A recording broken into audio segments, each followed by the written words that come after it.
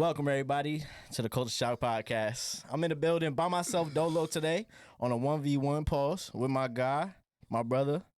Some people in the city know him as Assassin's Creed.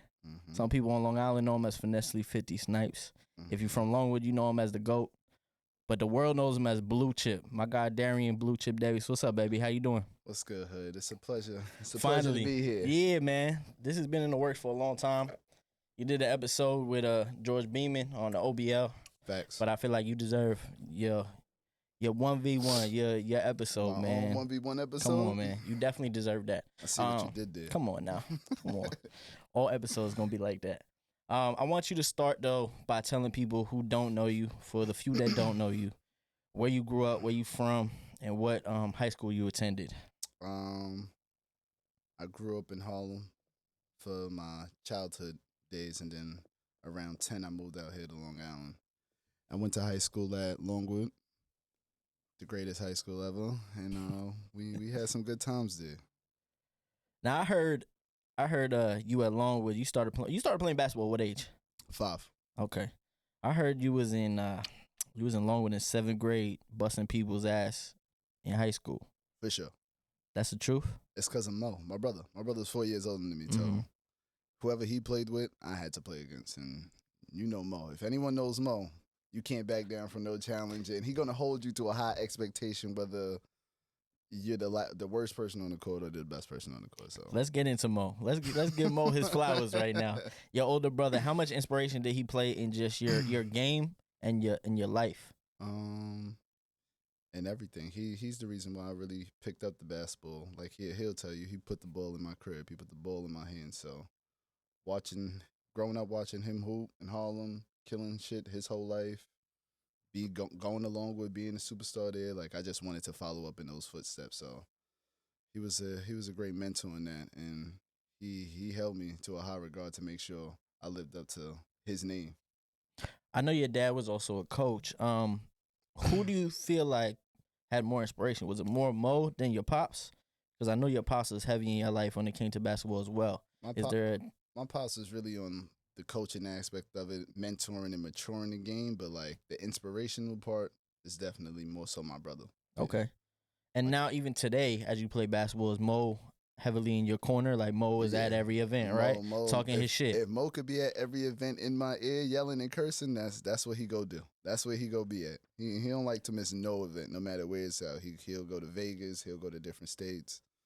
My brother's a warrior, man. He's a rider.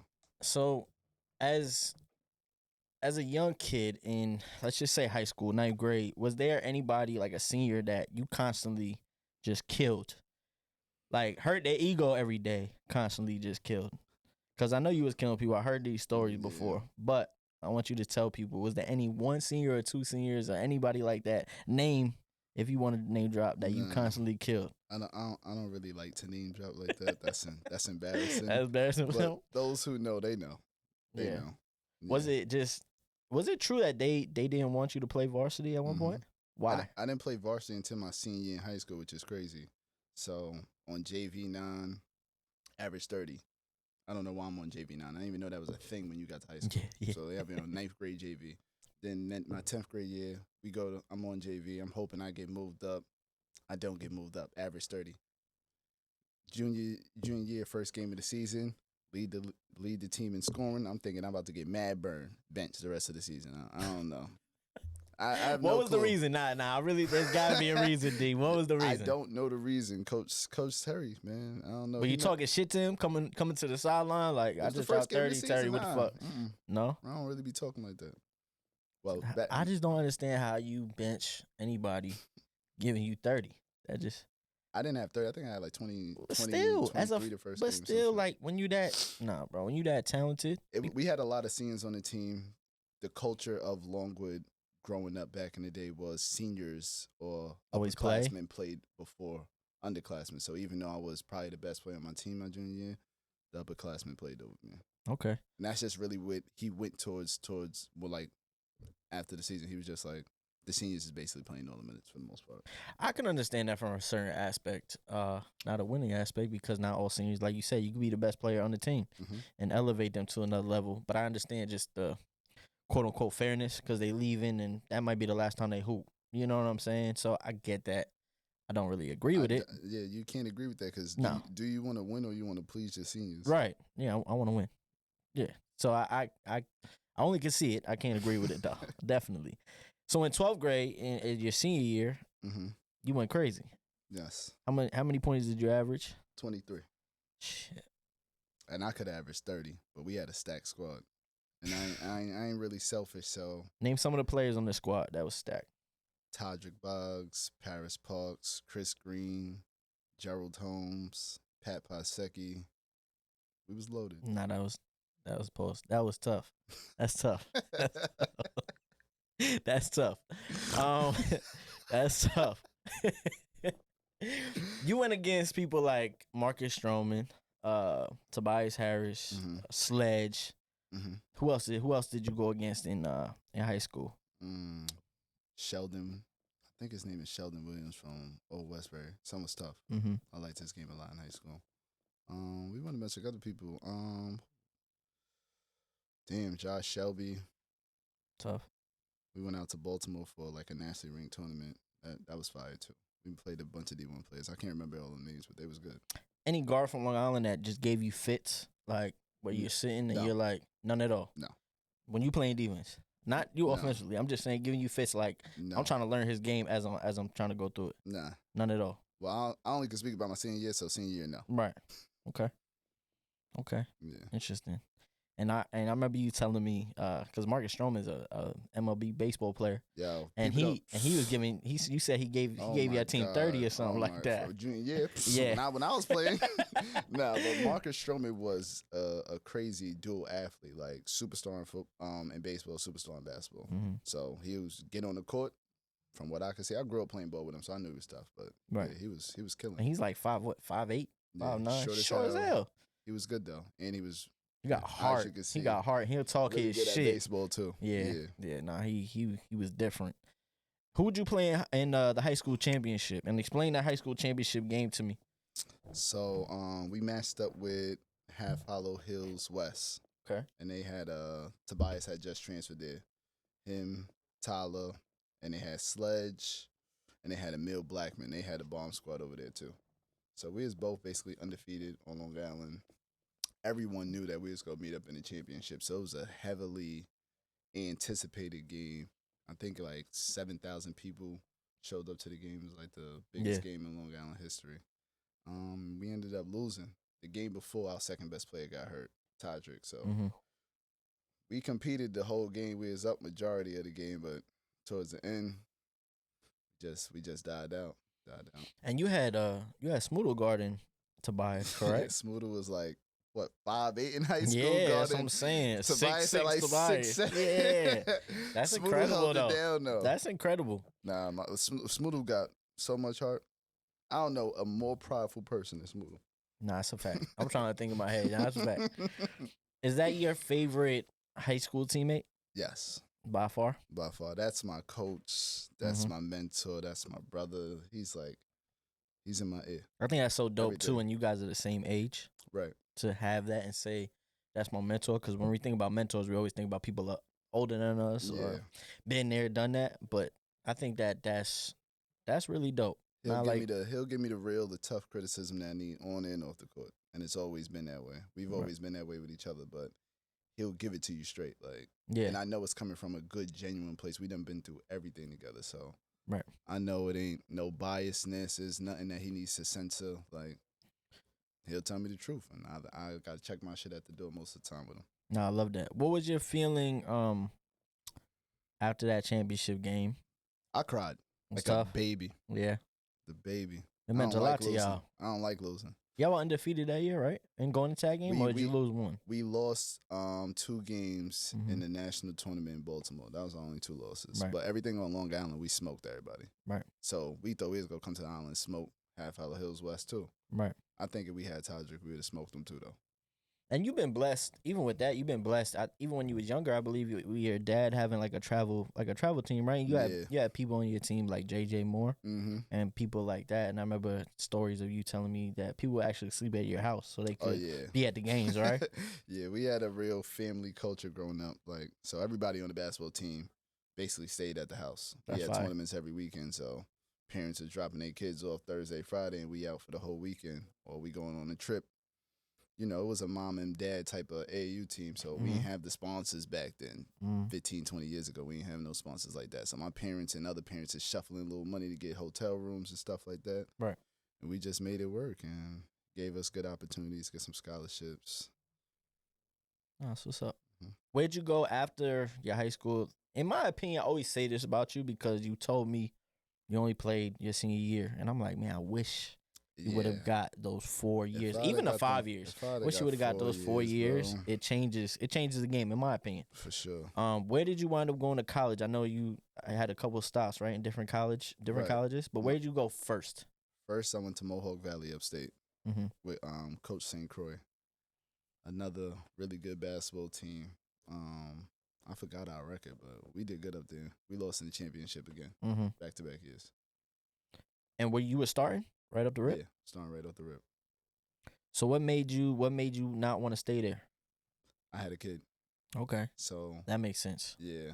My girl at the time was pregnant, so I was like, I gotta come home. Makes sense. And that changed the trajectory of my whole basketball career. Right. Where'd you transfer to? Downland College. Okay. And now I heard you a Down legend. Yes. You a Down legend. I see some of the tapes. I ain't gonna lie. Crazy. Insane. Give me a college story. It could be of basketball or anything else. That you just can remember off the top of your head that just was a good, like a fun time. Besides dropping 30 on people every game. There was so many good moments. Damn, I guess the game winner against NYT was a home game. We was down 1, like 4 seconds left. I hit somebody with a behind the back, shot a floater. It bounced around the rim. Everyone was like a Kawhi, just looking at it. Bounced around the rim, fell off the rim. I'm on the floor because I got fouled. Right. I'm like getting up off the floor, catch it with like 1 second left. Floater, shit went in. Everyone's still on the court. That's fire. Now the one thing my dad always said about you, which was funny, which is true though, is your ass was always on the floor, bro. I was frail back in the day. You was from, I don't even know, you operated against you at 7, 8 years old. You would go into the lane and just sliding across the wall. I couldn't handle no contact. Pause. Big pause. Oh my god. Oh my god. Big pause, bro. That's crazy. That's crazy. You know when you said it. That's crazy. But yeah, you were always, that was always your game. I was like, bro, I don't know how he survived because he's always flying across. Like, felt tough, man. Nah, that was different. So you went to Downland. You enjoyed how many years at Downland? I redshirted my first year, so technically 4, but I played for 3. Okay. Did you have a favorite teammate in college? Nah. I feel like everybody in Downland was like a brotherhood. We still all close to this day. So it's hard to pick a favorite. They were all special to me in different ways. But like the bond of the brotherhood is for real. Anybody in college you went up against that you felt like should be in the NBA that maybe didn't make it or did? Nah. I feel like that NBA level is a whole nother different level. Game, right? I mean, there's people that probably could have made it to the G League. I know a couple. Petroselli, I feel like he could have made it to the NBA. There was some kids out there, but nah, making it to the NBA is another level, man. People, the average basketball player won't know that. Like, right. When you go against a real NBA player, it's a clear difference. The last person on that bench could really give you 30. Easy. On the walking. Like a D2, D1 player who they can give you 30. That NBA, that next step is. That's why you see a lot of people not make it or sit in the G League for a long time. And right. So anyone from D2 at that, I didn't really see anyone that I felt like could be on that stage. No. Right. Yeah, I think it's tough, man. Like you see some players, like me and you have seen some players, and we say to each other, like, bro, he's so tough. So tough. How is he not in the league? But then, like you said, there's so many different variables, whether it be size or whether it be, anything post, whether it be, we're just gonna stop right there. But those variables play a big part in the NBA, and it's also a business. And I don't know, the NBA is a little different. Right. Like I had spoke with somebody the other day, and they were like, "What's the difference between the WNBA and the NBA?" And I'm like, the NBA, there's still a lot of people that can hoop that just they don't get it because it's flipped. So they have the money that comes in, so they flip it. The young boys is gonna get it. The people that are knocking down threes, like Dwight, can still play. Dwight may be a little older, but he can still play. And Dwight's still smarter than some of these centers that are on the bench, out of respect. But the WNBA, they have old veterans that may be washed or know the game, but they stay because they have the money. You know what I'm saying? They could pay less. These young girls like Destiny Henderson, she's sitting playing overseas. Meanwhile, she should be in the, you know what I'm saying? She a killer. Like she should be in the WNBA. They gotta work on that. I feel like it's growing though. Yeah. I feel like their time is coming for the real bags to get paid out to the real players. Right, and they're adding that, in Golden State, they're adding teams. So hopefully they keep adding teams and give at least come up with a G League or something. But it's all about the funds, at the end of the day. They ain't been around that long. Right. But yeah. You see the growth though. Like yesterday's game. You see the game. By year 75, they'll That's crazy. Year 75. What, they only been around for like 20 something years? Yeah, they only been around. Yeah, since 90 something. Since 90 something. So around there, yeah. So they still got a long way to go. No, they do. They definitely do. What a lot of people don't know with me and Darian is we are very close. But there was a time I was saying in high school, like, I grew up around you, always knew about you, this, that, the third. But there was a time in high school where you did your thing, I did my thing. And we actually seen each other at, that was the name of the place. Doubling Deck, man. The crazy Chris Green, man. We always shout out Chris Green. And, man, we reconnected, and the bond is different. And what I always tell people is, like, people always be like, who's your close friend, da-da-da-da. And I always say you because a friendship to me, it doesn't have to be you see each other every day. At one point we were seeing each other every day. Every day. You know what I'm saying? Religiously. But, people come in your life and there's things, and everybody has different things that happen in life. And I'm like, friends that whether you see them tomorrow or you see them a month from now or even a couple months from now, when the energy is still the same, like y'all seen each other yesterday, it's a different type of energy. It's genuine. Yeah. And like I always tell people, and I always say this about you, is you are one of the people, maybe one of very few that got me through the toughest time of my life, with losing my pops, right? Absolutely. So I'm indebted to you forever when it comes to that. No debt, man. Nah, for real. For real. Like people don't understand that. People don't know that. But it's a testament to who you are as a person. You could have easily been like, how you doing? This, that, the third. Bro, you literally took a blanket and slept on my couch for about 3 fucking days, bro. I was right there with you, dog. Yeah, to me that's those things you can't replicate, you can't explain, but I always tell people it's not so much about Darian could push me to be great and everything, but it's about what his heart. And to me, it's like, I appreciate your heart, bro, as a person. You deserve your flowers as a person because everybody sees you as a basketball player. Right? And then they get to know you, and it's like, oh, man, chill, cool. But everybody sees you as a basketball player, got the bag. But people should know, bro, your heart is better than the skills you got as a basketball player, bro. I appreciate that. And I do appreciate you. That is great words. Thank you. I do appreciate you. You deserve your flowers, for real. Thank you. Now, basketball you decided to go 5v5 and play in these leagues, and you went overseas. And you've done that. You went and did that. You played in leagues out here. This drink busting. That shit. Yeah. This shit. Shout out Exotic Malls for the drink, man. For real. If you ain't get yours, you better get yours soon. You gotta go on you gotta go on their page. ExoticMars.li. They fire, bro. They are. Fire. My biggest thing for you is I've always seen you as a 5v5, but I always knew you as a 1v1 player. You got a chance to live out, I would say, I can't put words in your mouth, but say a dream with the OBL league. Yeah.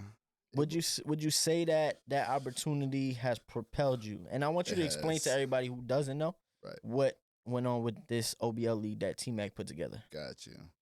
So basically the OBL league, what he was trying to do, I think what he's trying to do is just build a one-on-one platform for people like myself that got overlooked or didn't have the greatest opportunities, and give them an opportunity to showcase their talent in a different way, in a 1v1 way. Maybe it didn't work out in 5-on-5. So here's a new platform that no one's ever touched. I mean, it's super popular now, but at the time it was nothing. There was people wasn't playing one-on-ones like Right. that and recording games and having events and stuff for it. It wasn't really like that.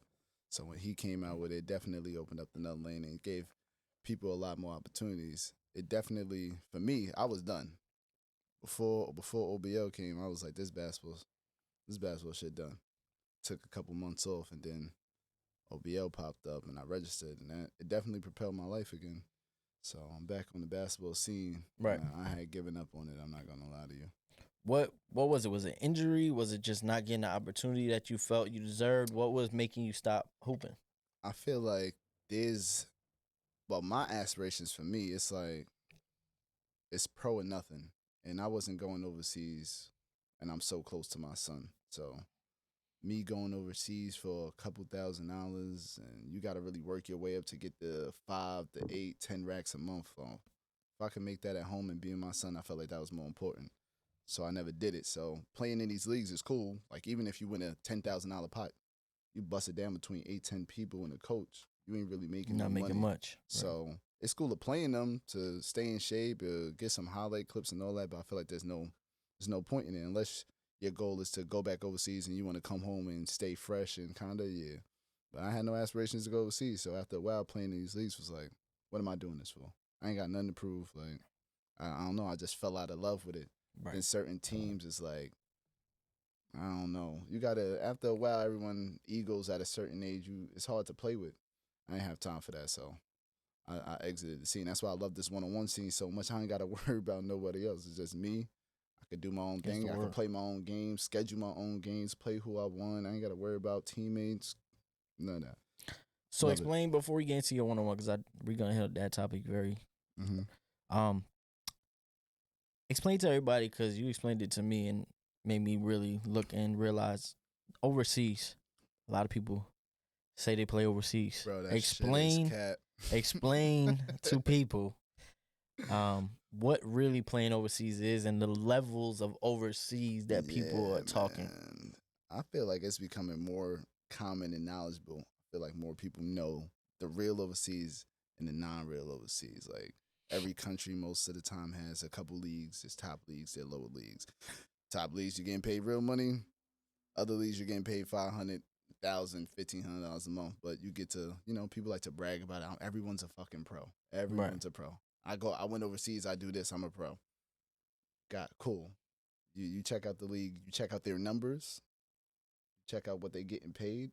Going overseas for $1,000, $1,500. I guess call yourself a pro if that's what you want to do.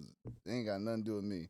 But yeah, I feel like that's the culture of it. People just want to go over there and be like, I'm a pro, I'm overseas, put a flag in their bio, post a picture with a jersey. You know what I'm saying? Right.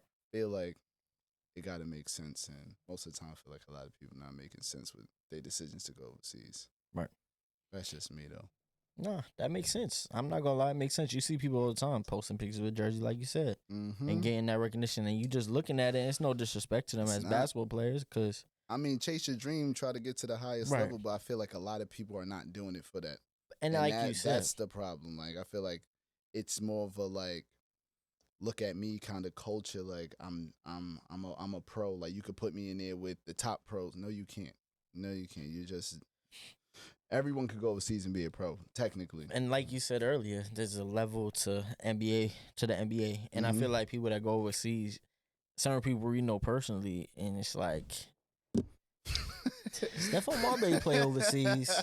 Certain players play overseas. You not like that, right? You know what I'm saying? So I know you're not playing on those teams. But the average person won't know, so they could get that off and flex that they are pro and they overseas. Right. You know what I'm saying? Right. And they do it for many reasons rather than just themselves. But I get that. But now you're a one-on-one player. You transitioned. You went and you played in the OBL, the league. Tell me about the matchup with Scoob. That's like your brother now. Dog. That's my brother. Yeah, shout out to Uncle Scoob. Just tell me about the matchup with him. And then just tell me about the whole experience with OBL, really what it taught you to create what you're creating now. Got you. Shout out to Scoob, by the way. So the matchup with Scoob, it was tough. I mean, Scoob's so quick, crafty, finish at the rim, could shoot. Can't really give him too much anything. You just got to kind of play him honest. And contest as well as you can and pray that man misses. But it was a good matchup. I lost by one. Went down to the wire. That was a tough move. I ain't gonna lie. That move he hit you was tough. The scoop away. He hit me with it. Scoop away is crazy. That's what he called it. That's what he called it. Nah, it was a good tough. move though. I mean, shout out to Scoop. No battles was easy in the OBO. That's why I like that. And you couldn't duck. Like a lot of these, like we go to different states, we go different countries, and we playing people, and there'll be someone on the card that day. Don't 2 show days up? Before, they don't want to play no That's more. crazy. Like OBL was like, you in a gauntlet. This is your matchup. You live or die. Like I love that. That's it. I like it a lot too. And they had a lot of really good players in OBL. Right. And I think that goes overlooked. There's a lot of people in the space now that playing one-on-one and doing events and thinking they're like that. That OBL, everyone that made it to them finals was really like that for the most part. Nah, for real. Yeah. I mean, you had to go up against, what was it, Glenn Rice? Mm-hmm. Boy, watching Glenn that Rice, game, I felt Terry for Hosley, you. Like I felt for you that game. It was no slouches in there, man. If you made it to Vegas, it was tough. Yeah, for real. Nah, I remember watching you on the TV. I'm like, this is what it's about right here. It was a dope experience for sure. Shout out to T-Mac, man. Yeah, no, that's definitely amazing. Before you started, everything with Island Work, we're gonna get into Island Work. Mm-hmm. You started doing events, and you was going, I think, with the Street Stars, correct? Mm-hmm. And doing one-on-one events, playing against people. Yeah, we went on tour. That's dope. Yeah. What's some of the cities you went to? Where we go? North Carolina, Detroit, right? Detroit, Cleveland. Went all over Miami, Delaware. Anybody you played that was like super tough, like out of all of them, you just like that one-on-one matchup was tough. Fomby was a tough matchup. Yeah. What was the final scoring again? 11-9. Tough. And we went down to the wire. He was up 3 at one point. This is what city? This was Cleveland, and we drove 10 hours. I feel like I remember this game. We drove 10 hours to play him. Right. Like, but for good matches, you'll take that drive. When you know it's worth it. Like, yeah, someone go test you, push you. Like, that was him. Shout out to Fomby. Nah, that's very good basketball player. Yeah, nah, that's tough. Mm-hmm. I remember seeing those games. I'm like, just the fact that you were traveling, I was loving it because I was like, you didn't just stick with OBL and say, all right, I didn't do it in OBL, or I got my shine and now I'm done. You actually went with it. Right. I'm trying to create a platform for other people on Long Island. That's what Island Work is about. Well, let's talk about Island Work. Let's get deep into Island Work. What is your purpose with Island Work? And then let's talk about your first event that you hosted right here on Long Island. So the purpose of Island Work was to give other players that were good, that was overlooked, opportunities. Like, growing up, my entire life, for the most part, I felt like I've been good, but it's just like unnoticed, unseen. So, and I felt like I've always wanted to get to certain platforms and play on certain teams or make it to certain levels in basketball. And I felt like I've had peers in that space that could help me, but they wouldn't. Kind of like hinder you, like, nah, I'm not going to give you this opportunity kind of thing.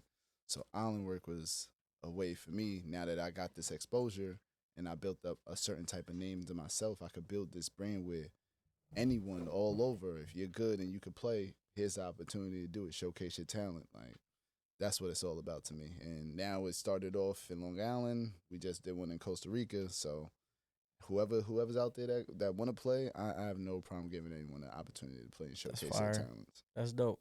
Let's talk about your matchups in Long Island. Costa Rica's the videos haven't dropped yet, so we don't go too deep into that. We will talk about the experience, but we're gonna save the Costa Rica one. But let's talk about the Long Island one. You had a couple good matchups. Did you have a personal favorite besides obviously your game, what was in the final game of the day? My favorite now that it happened or before the card? No, now that it happened. Now that it happened. Oh, I ain't gonna lie. That 2v2 was so fire. Shout out to Ice and Maul. Shout out to Babyface and Warren, bro. Warren's the one that got stripped, right? At the end of the game, yeah. When Warren sized him up, he's like, boom, popped it right out. I was like, what? And then shot in his face. Pause. That was crazy. That was a great game. That was a great game. Unbelievable game. Favorite game by far. That was a great game. And you had a great turnout. Great turnout. Shout out to everyone that popped up and supports Island Work to this day, man. I appreciate everyone that supports Island Work. It's like I'm really building the brand, and I feel like we really got some movement going on right now. It's the best feeling. It is, man. That's the best feeling. It is. When you feel like you're putting in the work, but you getting back the feedback that you technically want, but you're still doing it your way. Good, genuine love. Let's talk about Costa Rica, but let's talk about your sponsors as well. Like you came out with your own clothing line. We have the shorts right here. Yes, sir. Go cop that on the website. And you got some t-shirts. Yeah, you got some t-shirts. Yeah. What's the website? islandworkbasketball.com. Okay. Make sure y'all go copy your merch. Absolutely. Shorts is fire. Definitely got to get me a pair of those. Is hard. Definitely. And then let's talk about the basketball. You have a sponsorship with Dime. Dime Sports Basketball. Amazing basketball. Just like an Evolution type feel. Just a little better, man. And it's cheaper. So shout out to them. They supplied us with basketballs for the event. It feels like a Wilson too. Like no, it's a really good basketball. I'm not just saying that because it's my sponsor. Right. Like they are really good basketball. Definitely. Like and it's different. How did that come about? Was it? It was just mutual interest in each other, and started communicating. They liked what we was doing, I liked what they were doing. Just collabed, and it just worked out. What about the shorts? Who designed the shorts? Was it your design, or was it? It wasn't my design. Okay, so cool. I wanted a staple type of short, something that's gonna stand out. You know me in the fashion world. I'm like, I need something that's gonna stand out. I want if you see someone like randomly, those is Island Work basketball shorts, right? So I pitched the idea to Maybach. Shout out to Maybach. He's the host of every event for Island Work. Like, I don't care if it's 50 years from now. He's the greatest person, very genuine, very humble person. So I pitched it to him because he was like, he's into the fashion thing and he be creating basketball shorts and stuff like that. So technically, I told him like the colors and kind of the ideas, and he put it together. Like he made the vision come to light, and now we got those shorts, and that's dope. It's amazing, man. That's perfect for Costa Rica too. Like I just feel like it's perfect for Island Work too. I want something colorful, Island. Yeah, like it feels dope. Yeah, and you look at the design and just it's detailed. Yes, it's not just very detailed. It's not just something you threw together, and that's what I love. The color scheme is dope. It's a dope setup. So shout out to Maybach.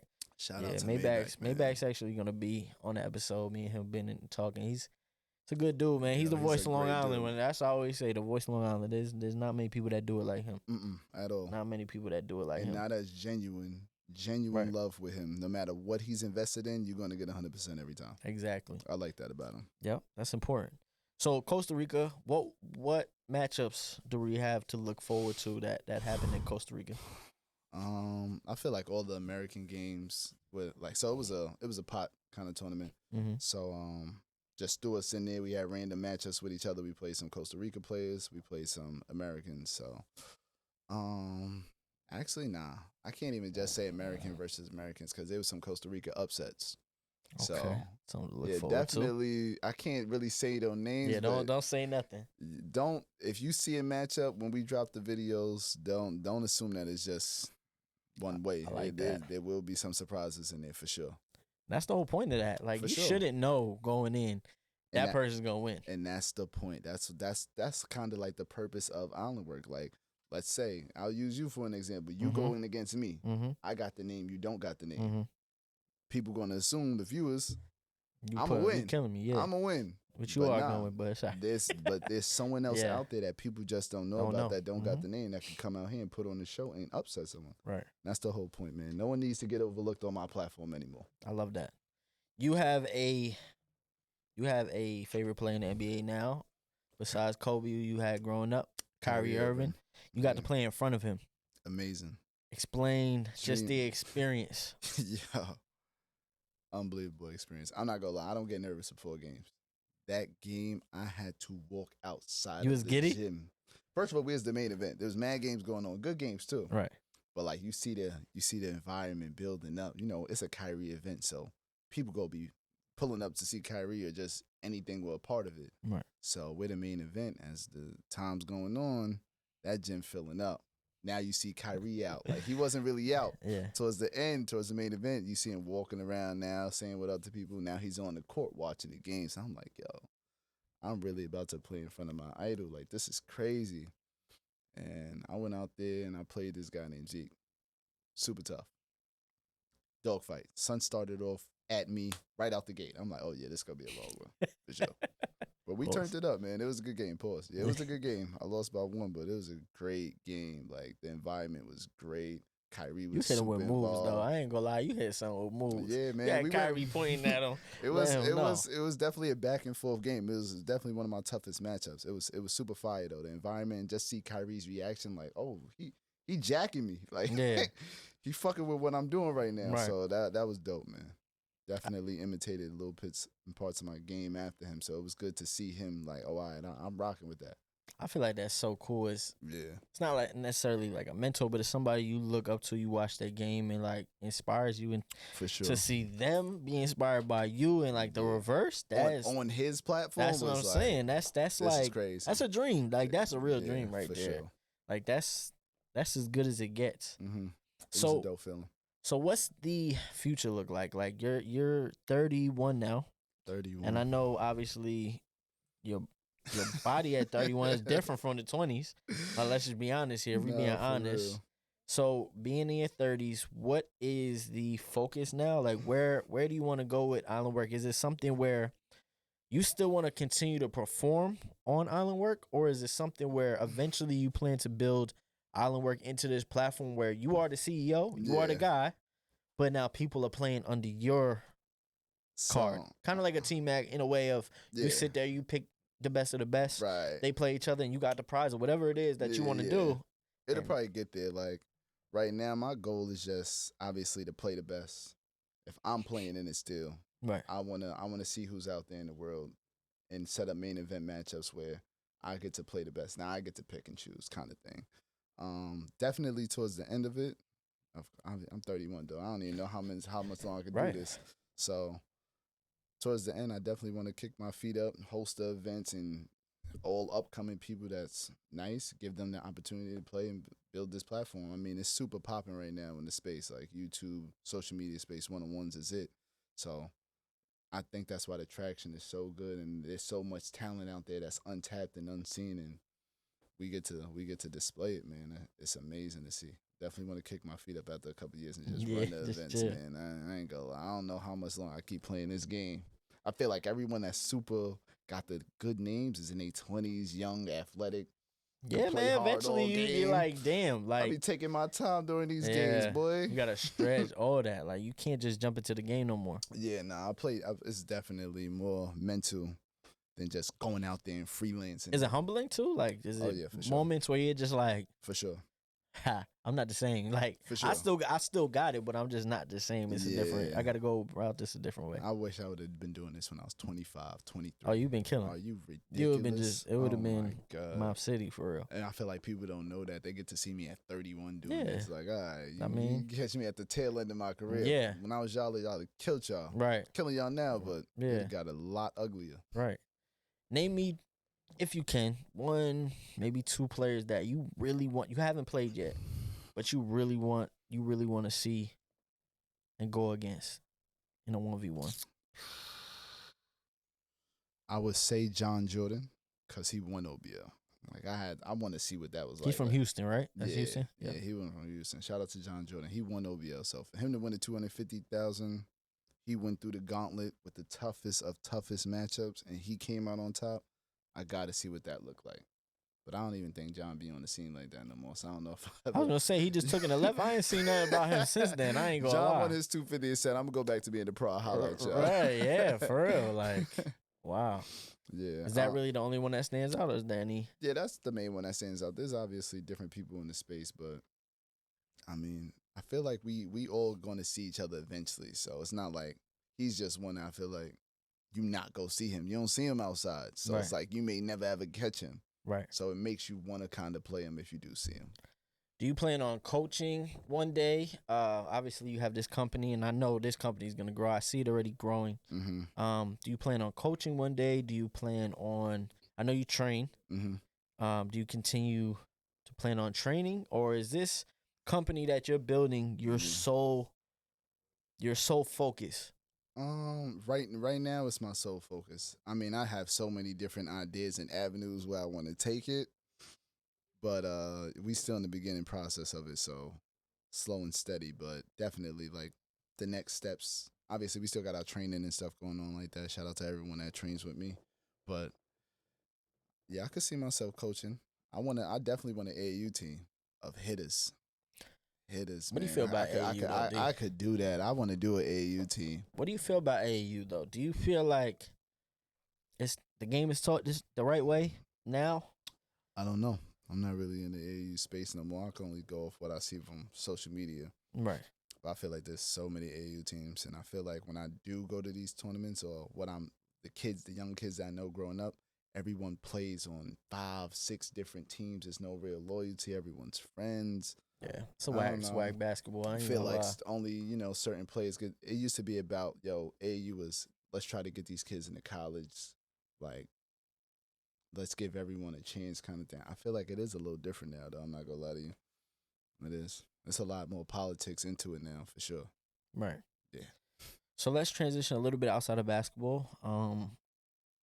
What's obviously just your goals besides basketball? I know you have the company and everything like that. You have important people in your life. Mm-hmm. Now and you're settled down and you like, I think everybody has that moment of growth. Yeah. And like I've seen it, from afar. You know what I'm saying? Obviously, I know you, but I've seen it from afar. Your growth has been dramatic and in a good way, and it's an up and up. Mm-hmm. And you have like, you know what I'm saying? Like you're just on the right trajectory. You know what I'm saying? And there's so many things in life that want to take you off the trajectory mark. It doesn't have to be necessarily people. It could just be events that happen in life, right? And there's always stuff that happens. But what's keeping you on that straight and narrow, right? What's keeping you on that straight and narrow to see the trajectory? Is it just like the vision that you're seeing? Is it the people around you? Because I know you have a strong support system. Yeah, my support system is crazy. Do you think, or is it a combination, or is it just? I mean, I feel like I've always kept good people around me, genuine people around me. So I feel like my support system makes sure like I stay on this right path. Right. Obviously, it's for myself as well. Like I've always had plans of being a successful human being in life. Like I don't want to be a bum. I don't want to be someone that doesn't amount to nothing. So I got my own goals and aspirations, and I also got a great support system, like friends, girl, everybody. Like the support system is all the way there. You ever struggled at any point, knowingly, at any point with your mental health, where you had to sit back and really reevaluate certain things around you? Yeah, you was there for that part. What was that? Yeah, you was there. What was it like? It had to be about 2 years ago. Okay. I took a big change. Like I felt like yes, I do remember. I was a real not in the scene, goal driven person. I felt like I slipped away from that, and I got away from myself a little bit, and I had to get myself back on track. And I took a step back. I had to look in that mirror and really change my life again. Nah, for real. Yeah. I remember that. I actually do remember that because I was like, man, I haven't heard from D in a while. Like, yeah, mad at me when I do something like, bro, yo, like I did something. Yeah. I'm like, nah, bro. I gotta lock back in. I gotta get my mind right. There's a couple things I need to work out in life, and you was understanding. You was there for it. You was like, yo, I support you. I love you. Right. I appreciate that. And that's the thing is like, I didn't understand it until I had to go through it myself. And then I went through it probably later on in 2021. But yeah, like I do understand. Like sometimes you gotta walk alone. Even though you have people around you, sometimes you have to walk alone. And I feel like you walking alone made you better.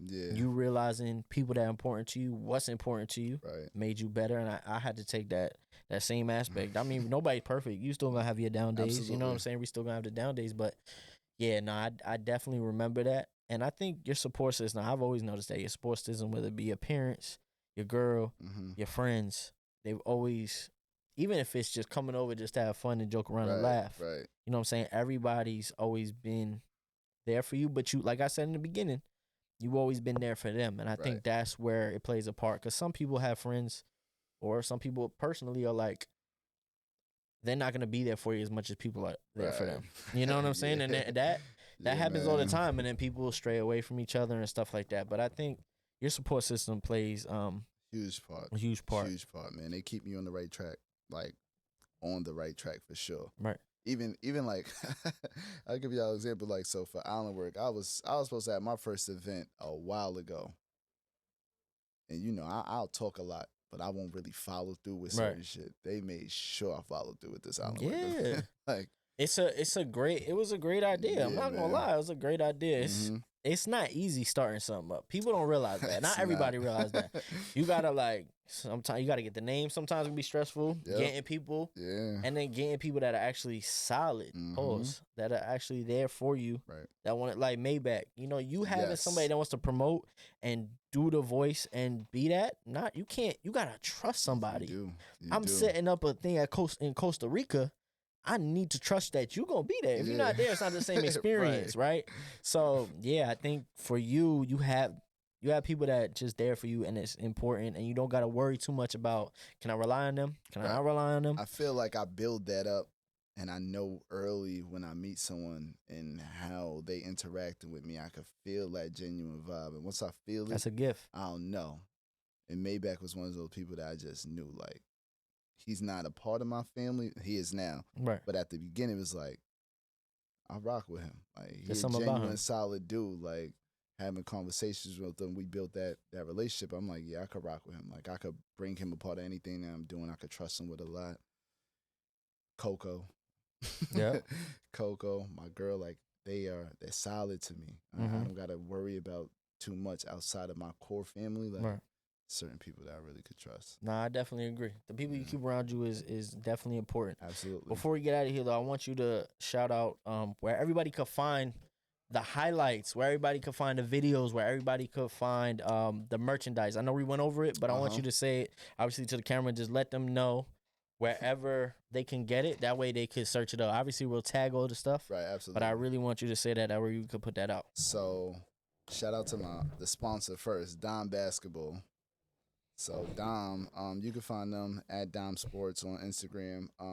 Island Work Island _ work _ That's the Island Work page. You can find all the highlights, links to merchandise there, YouTube videos if you want to watch games and catch up. And if you want to catch up on anything for me, Blue Chip _. You'll find everything you need right there on that page, man. Dope. YouTube is Blue Chip TV. Tap in, subscribe. Hit the like button on them videos. On all them videos. Hit the like button on all them videos. I appreciate you from being here. You know you are a good person. You're a good brother. Thank you. So you're a good, just human, and a great, biggest thing that we both know, you're a great father. Thank you. Continue to be that. Yes. Continue to bless this world. You got a lot of people that look up to you. Continue to bless them, bro. Continue to keep this thing going. Absolutely. But as long as you need to. And, man, I love you, and I'm very happy that we did this episode. And listen, man, go get his shit. Go get his shit. This is another episode of the Culture Shock Podcast. Go shock the culture. We out of here.